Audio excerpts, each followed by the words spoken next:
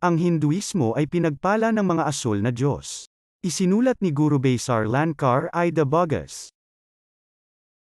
Ang India ay ang lupain ng mga yogis at mga santo at pinagpala ng mga asol na Diyos, kung saan ang paglabag sa karapatang pantao at kahihiyan ng kababaihan ay lumitaw sa pagdating ng Hinduismo.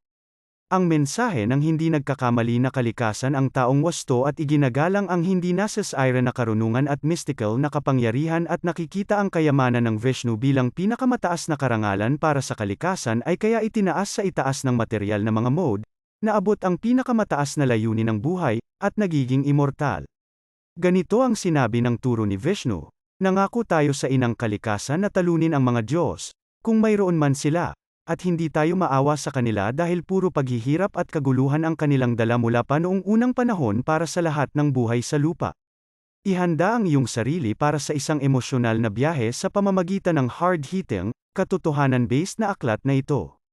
Curious tungkol sa sequel. Pagkatapos ay mabilis na buksan ang aklat na ito at tuklasin ito para sa iyong sarili. Bilhin ito sa mindbestseller.nl. Nais malaman ang higit pa tungkol sa maalamat na Vishnu Society? Pop sa pamamagitan ng Vishnu.nl.